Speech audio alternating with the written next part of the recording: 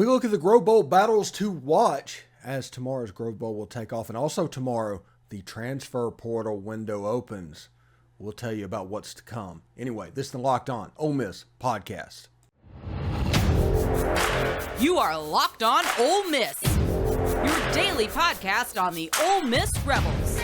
Part of the Locked On Podcast Network, your team every day.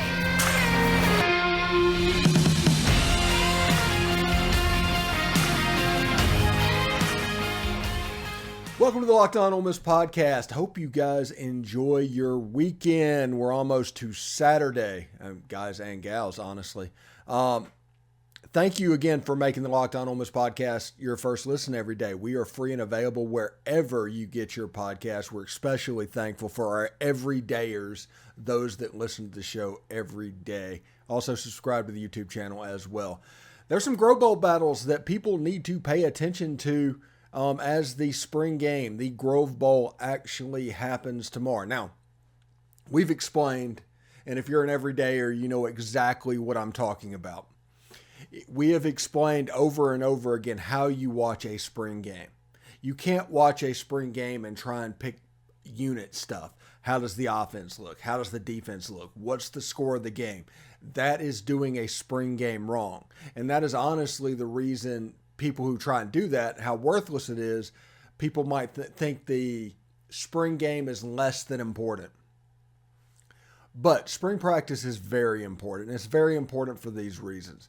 It's about whether or not players develop from your last viewing in fall practice or in fall games or the Texas Bowl, for instance, to now.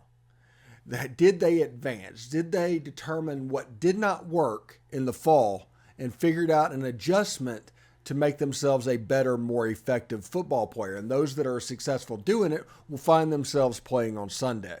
Those that do not might just be at the ceiling, might be a good college player, but there's not much Sunday work in their future as well.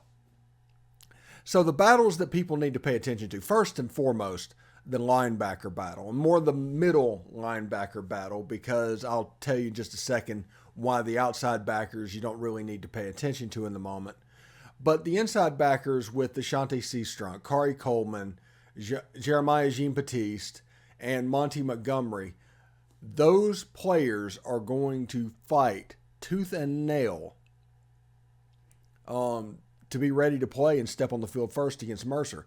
All are good players. It's a pretty heated battle at the moment. All are making plays. Now, Khari Coleman, like I said last year, it's difficult for somebody that has predominantly played with their hand on the ground to play standing up at linebacker. So it was going to be a transition. Khari Coleman got hurt, and it kind of was a transition. They essentially were using him solely for A-gap blitzes. But we will need to see, just the eye test will do, if Khari Coleman looks comfortable playing the linebacker position. His move from playing down on the line to back at linebackers to try to have an NFL career is important for Khari. Ashanti Cistrunk coming back out of the transfer portal, big for the Ole Miss defense. If nothing else, even if he doesn't win the starting job, he will be a depth piece. He is going to be a senior leader of this team. I like Ashanti. I think he brings a lot to the table, and we can see if he can hold off the two transfers. Now, one of the transfers is Monty Montgomery, who is, well, let's just say a sawed-off linebacker, and in the Sam Mills type vein. And because of that, he is limited as a player. He has to rely on his athleticism. He honestly is a Denzel Kondichi type linebacker, but he may be more athletic. So can he man up and play in the middle the way it is meant to be done? Picture Alabama last year when you had Henry To'oTo'o and you had other linebackers stepping in and out. I think the kid from North Carolina was the one. I'm not sure. I'm not really familiar with their roster, but picture them and the way their middle linebackers play. They weren't big, but they were solid. They were bigger. I mean, it would not surprise you to see a 230-pound linebacker at Alabama. That would surprise no one. So if somebody's 215, 220, 225, it's going to be an interesting fit. So we'll see if Monty Montgomery can honestly hold up in this Pete Golding defense, because if he can, if he is effective, and Ole Miss has a tool in the toolbox to use, he could make a lot of plays for Ole Miss this year. Remember, when he played against Ole Miss 2 years ago at Louisville, he was a problem until he got a targeting penalty. He was an absolute problem. And the last one that we want to talk to is Jeremiah Jean Baptiste. He middle linebacker at Central Florida. Ole Miss did recruit him out of high school, so there is some familiarity with the campus maybe, but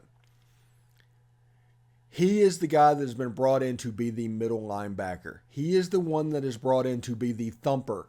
So we need to watch and see if that is panning out, because if he is catching tackles, if he is playing tentatively, he is not going to win this job. He's not going to beat Ashanti Cistrunk out. So we will see exactly what it looks like at the linebacker position. This is the major position battle that Ole Miss has going on this spring. We thought it was going to be the quarterback. Jaxson Dart has done quite well. I do want to see if Jaxson Dart uses the whole field tomorrow. That'll be interesting. I want to see the young wide receivers. I've heard some dropsy problems. I want to see with my own eyes how it looks. And we'll have Dayton Wade. We'll have John Gillespie in the stadium. And then I'll watch it on television, and we'll have multiple perspectives on the game. And defensive back, the John Saunders to free safety, I'm really curious of how Ole Miss is going to replace AJ Finley. Out of all the stuff defensively, that is honestly what I'm looking forward to seeing. John Saunders is playing a little bit back there. Isham Young is back there. We'll see exactly what the defensive backs look like. I'm not worried about the defensive back room, because for 2 years, half of the defense was defensive backs. They've recruited them. Just by numbers, they should be all right on the back end of that defense. It just kind of is what it is. But those are the areas that I will be paying attention to in the Grove Bowl. Hey, join our subtext community. If you want a reaction show, you want to interact with the show, you can check it out at about 6 o'clock Eastern, 5 o'clock Central on Saturday on YouTube. The link will go out exclusively to our subtext community members. So join that.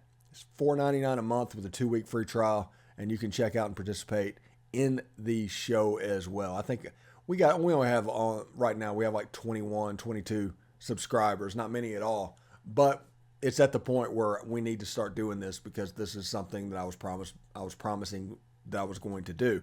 I can't wait for 50, wait for 100.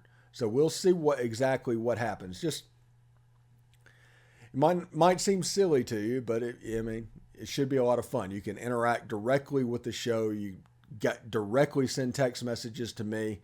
I send out nuggets that I find out. The shows go out.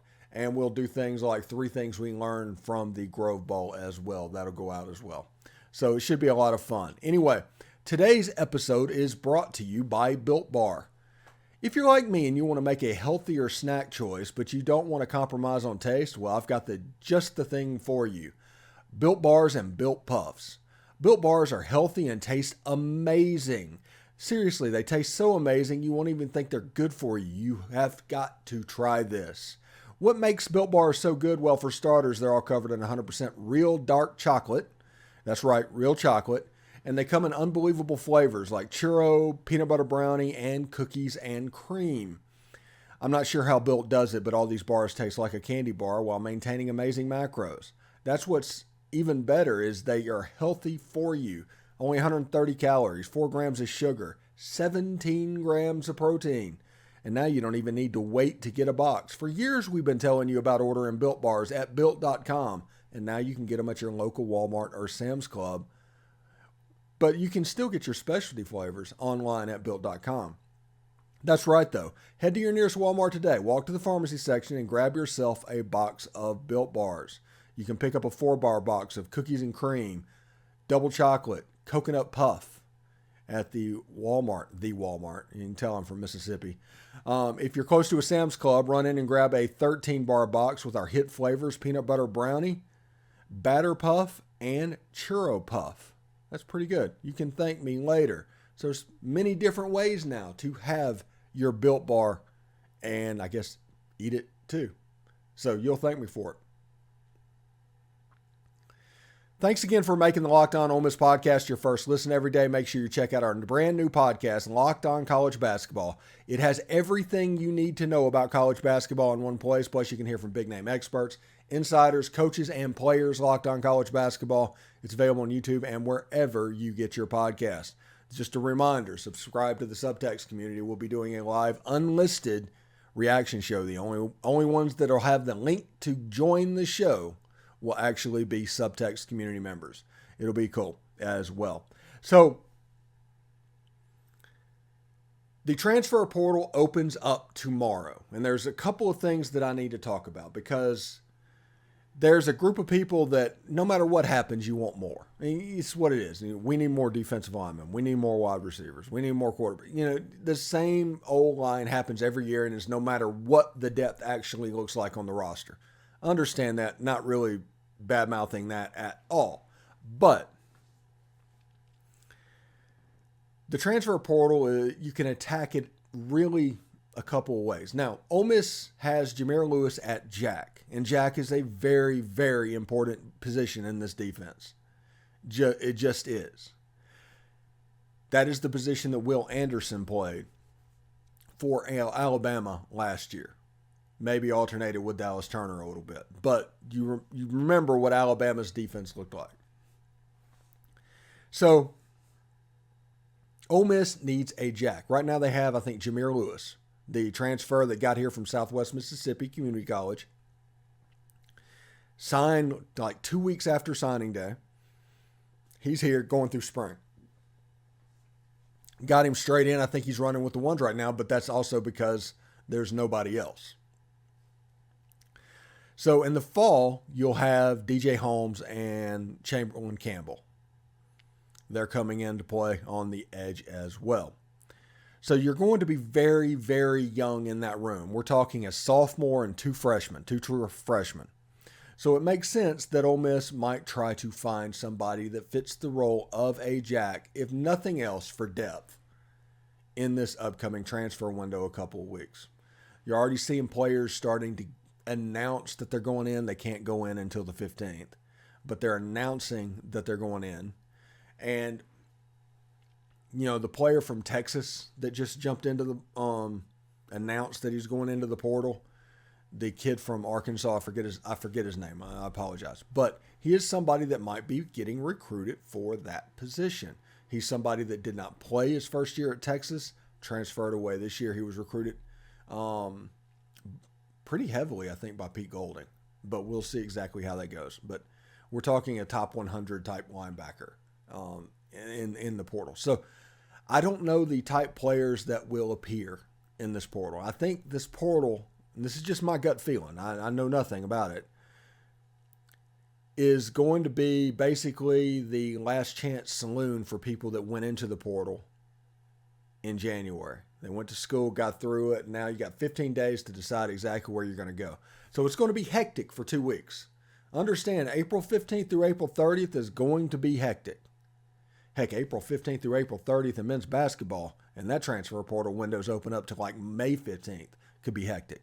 So that period of time is going to be pretty fantastic for us. Baseball, not doing the best at the moment. So unless a miracle run happens, mid-May until January or July 15th, 2-month period of time, could be a little bit of a strut. And our everydayers are going to know probably exactly how I'm going to handle this. But we're going to do some history videos. We're going to, kind of go off the beaten path and talk about just general Ole Miss type stuff. We're going to contemplate NIL. We're going to contemplate the transfer portal. We're going to do all of that to be a little bit, honestly, different. So, and before we get out of here, since we're mentioning the transfer portal, it's a good reminder that tomorrow, players that play, this is an incomplete roster. And spring games have always been an incomplete roster, but this, because of that transfer portal window coming up after the game and players coming in that were fall enrollees, because you're starting to see more and more fall guys come in. And because of that, it's going to be an incomplete game. It won't be exactly what you think it will be. And every school is going to have injury issues in the spring because of players not going in. Your numbers are already going to be less. You're looking at 65 scholarship players or something like that. So the numbers are always going to be less. So if anybody gets injured, all of a sudden you're out there with 40 players. And it looks shocking to you whenever you're used to, even in that same situation in the fall, having 65 or 70 players. So that's what abnormally injury prone shows up as. It just is. And Lane Kiffin is a master in the spring game of not giving anything away by letting people in black jerseys play. He basically makes it to where all the video is useless. And he does that on purpose. He won't admit it. He does that on purpose.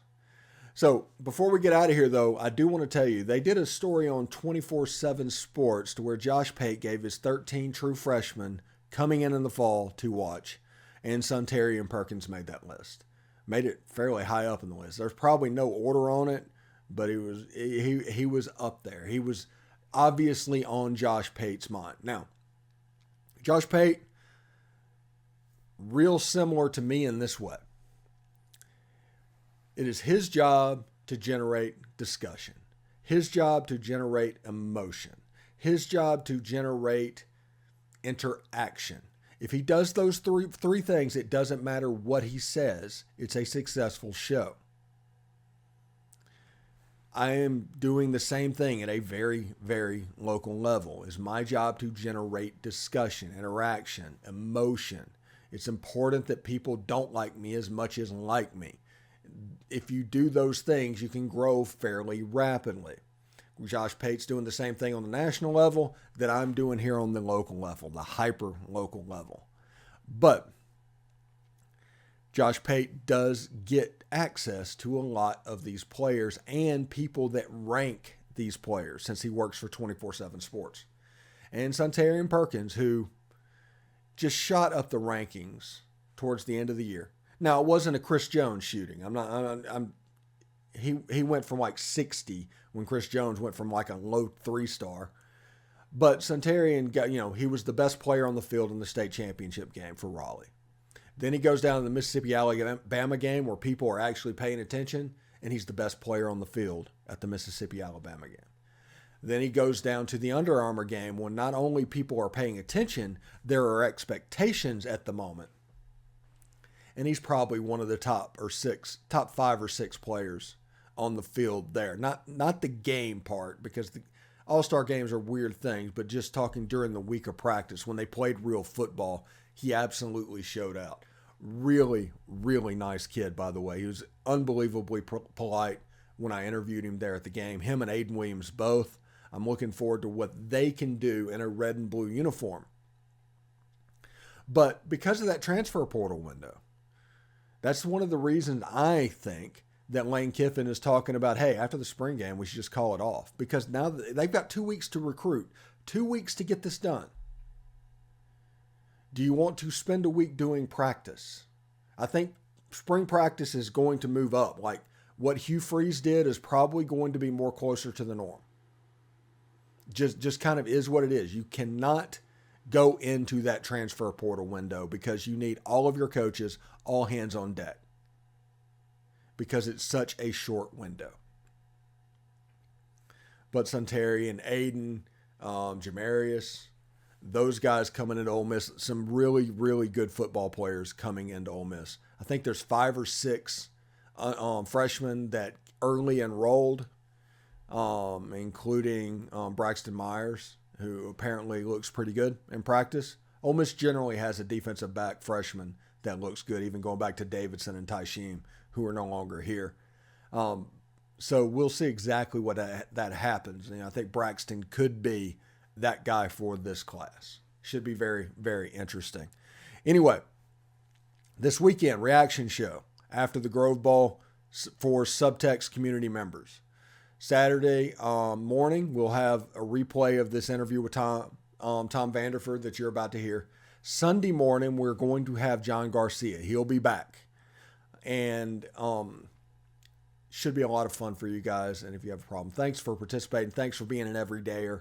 I mean, this is specifically your team every day. That is my goal. That is my mantra, and that is the way I want to do this.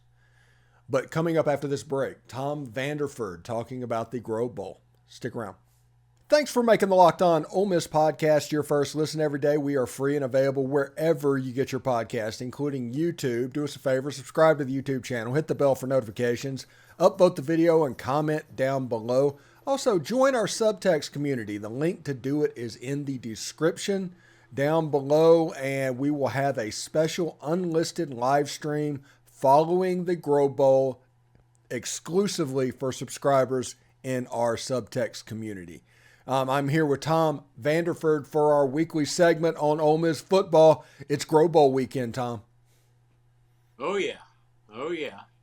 I not physically able to go just yet, but I should be ready by the football season. But I will put it on SEC Network Plus and watch it and critique it and rewind it and all that good fun stuff.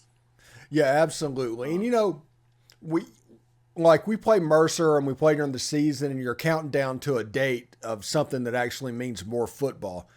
The spring game's a little bit different, as then it symbolizes the end of football for like 4 months. And it can be a very sad thing. I'm hoping the transfer portal adds a little bit to it. I hope Chris Beard does well in the portal. That'll get us to mid-May. I'm not having a whole lot of confidence in our baseball program at the moment. But we'll see what happens, because it's looking like June and July is going to be a whole lot of history lessons from Steve on the podcast. Oh yeah. Yeah. I mentioned to one of my friends that's a big baseball fan at Ole Miss, and I think he's got season tickets for baseball, that if we had Mallets and Elliott and man, the other one just escapes me. Maddox. Maddox, yeah, Riley Maddox. Mm-hmm. If we had all three of those guys, it would be a different team. I think that your pitching depth isn't there when your closer against Alcorn State is your best power hitter. That you've got some depth problems at pitcher. Kemp Alderman closed the game out against Alcorn State. So they just, God bless it, they're having a rough year. I've got a state friend, and I said, it's amazing. It's kind of like what happened to them after their national championship. They just lost pitcher after pitcher after pitcher. And, we've recently lost another pitcher. So your pitching is so extremely important in SEC play. You can get away with it like we did it the first of the year when we weren't playing SEC teams. If we're in the Big Ten, we'd be doing great. Mm-hmm. But we're not. We're in the SEC. But, I hate to use Bianco's famous term, but it's baseball. Mm. Anything can happen. You never know. I'm kind of freaking out about Maddox, because I saw him in a video as the season was starting saying that he thought he'd be good to go, and then I haven't heard anything. So, yeah, I think they're just being overly careful with him, honestly. Wonderful. I want them to be that way, because both those kids have a shot at the next level. Mm-hmm. Mallets would have really helped this year. And, having those guys, you'd have the freedom to move people around. But that's hurt us, and our bats have went silent at times, and that hasn't helped. But overall, I think that pitching's the big thing. But moving along to basketball just real quick, man, I am impressed with Beard. Yeah. He's combing the country. He's got the kid coming in from North Texas. Or he's going to see him. I don't know if the 5-star point guard from Texas that he recruited, I don't know if we're in on him or not. But, the kid from Georgetown's an extremely solid pickup. And the center that we may get that's been crystal balled to us, 7'3", is supposed to be pretty good. I think he led the nation in block shots. So, and he's doing it, man. He's obviously a good recruiter because they said that the 7'3" guy was a lock to go to Missouri, which made the tournament this year. So, I think we're going to get better in basketball. I think Yo has gotten a couple of ladies out of the portal that'll help us next year. But let's talk about the big one. Let's talk about football. Well, real quick, just before I got on the here with you, it was announced that Musa Cisse has had a Zoom with Chris Beard. He's a big man out of Memphis that plays for Oklahoma State, or is transferring from there.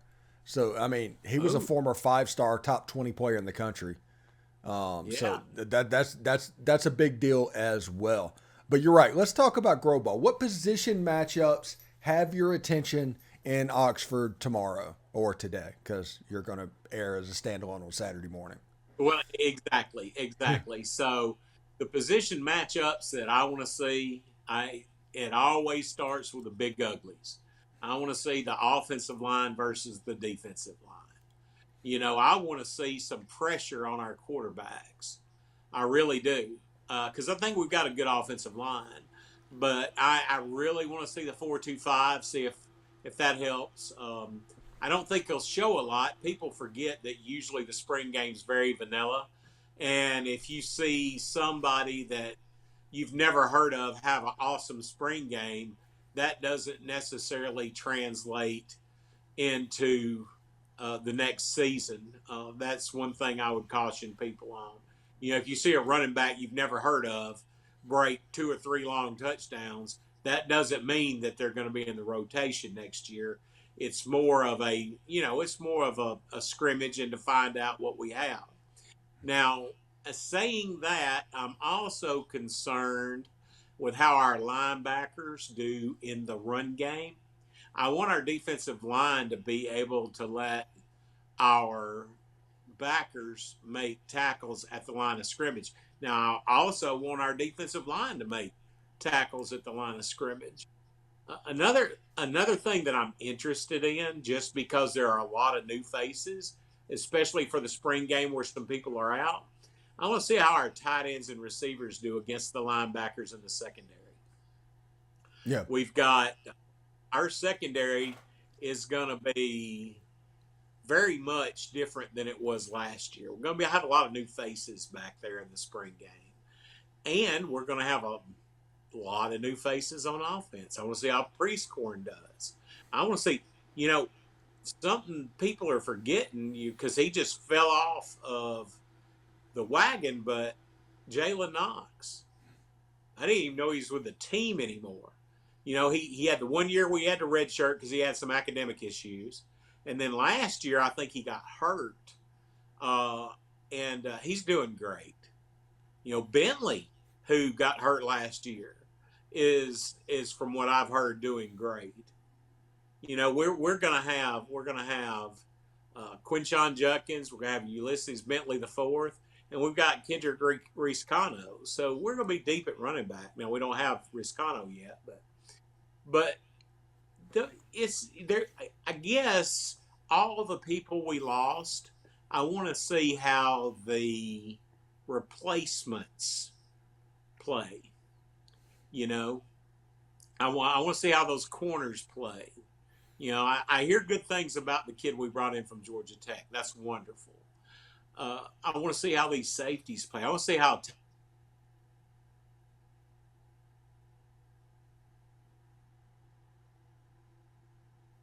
Tom has obviously got a text. See how Taylor. Yeah. Sorry.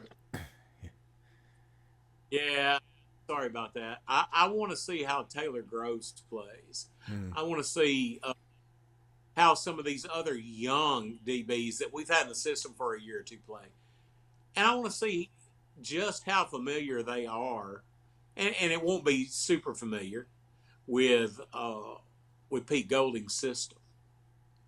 But I'd like to see the defense rush to the ball.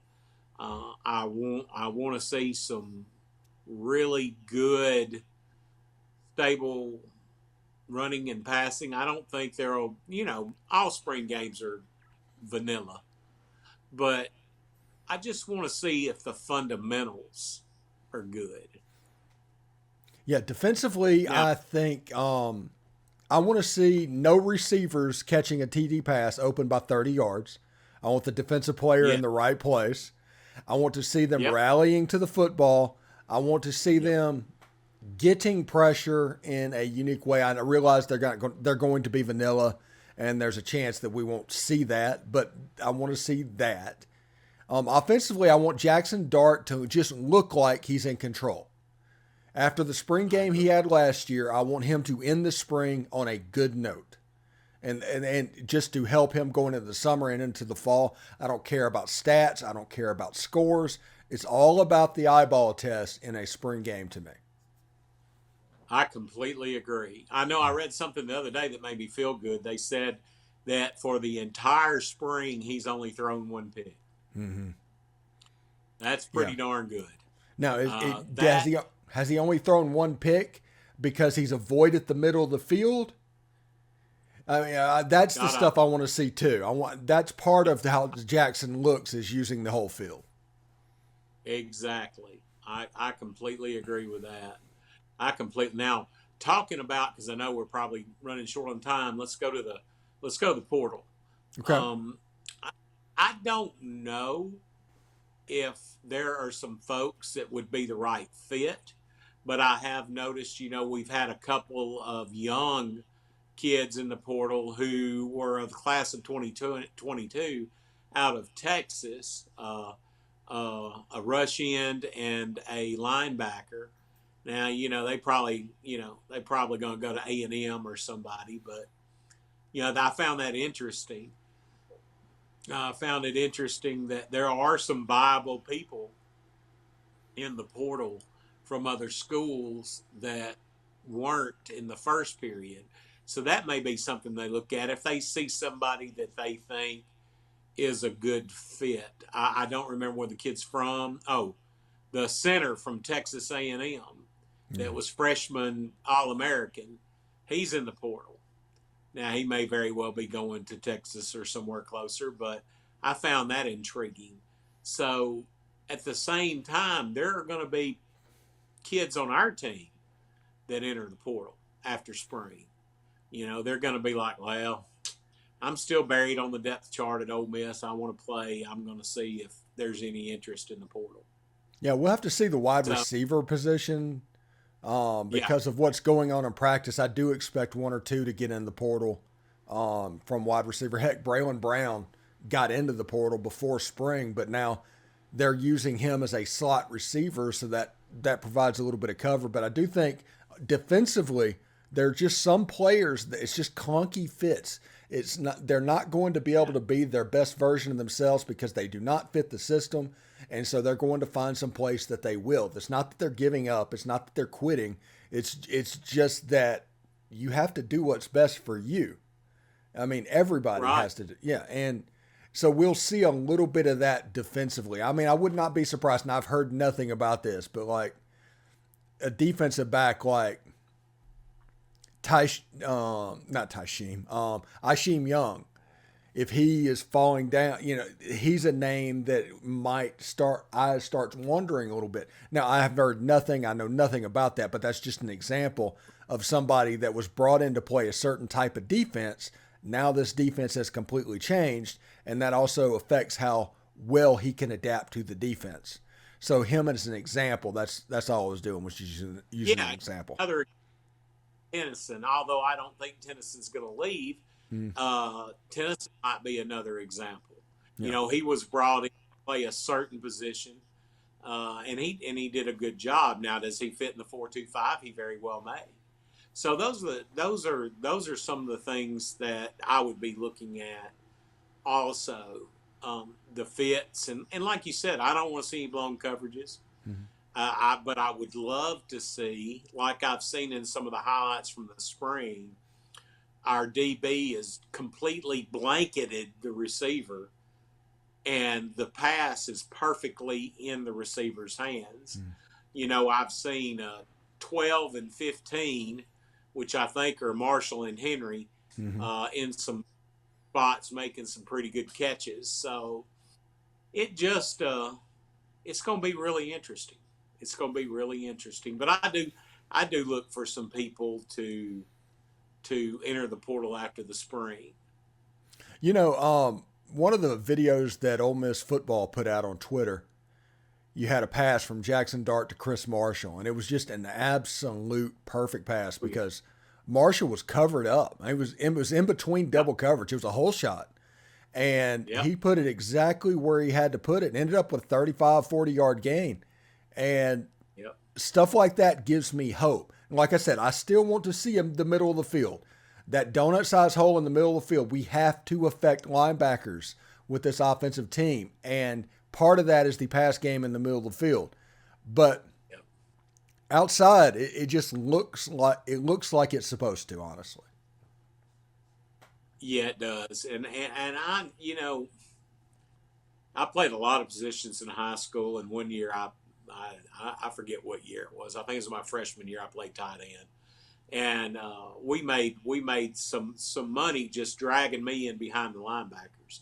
And I think that Priestcorn is the kind of guy that we can make some money over the middle.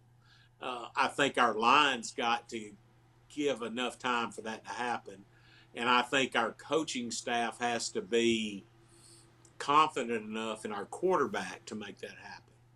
I'm not so sure that last year a lot of that lack of throwing over the middle was because they tried it in practice and it might not have worked so well.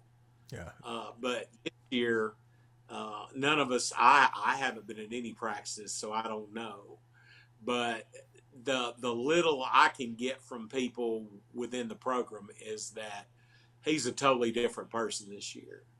He's stronger, faster, he's bigger, and he's more confident.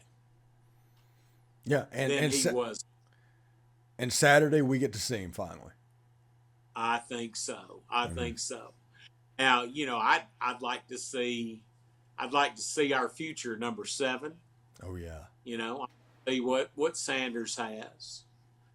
But this is just my opinion. This is opinion show, right? Jaxson Dart is QB1, and unless something happens to him injury-wise, I think he'll be QB1 all year long. But it's really good to know that if something does happen to him, you've got a 4-year starter from Oklahoma State who's a really good runner, and you've got, from everything I've heard, an awesome redshirt freshman that, you know, on your program you've even heard has a shotgun for an arm, and, you know, he's pretty darn impressive. So that gives me hope for. I've heard a 3-letter comparison for people that have watched him in practice. People go out there and say he looks like Eli. Yeah. And whenever somebody said that, my ears just perked straight up because I am so looking forward to seeing this person with my own eyes. Oh yeah, I would love to have it. Yeah.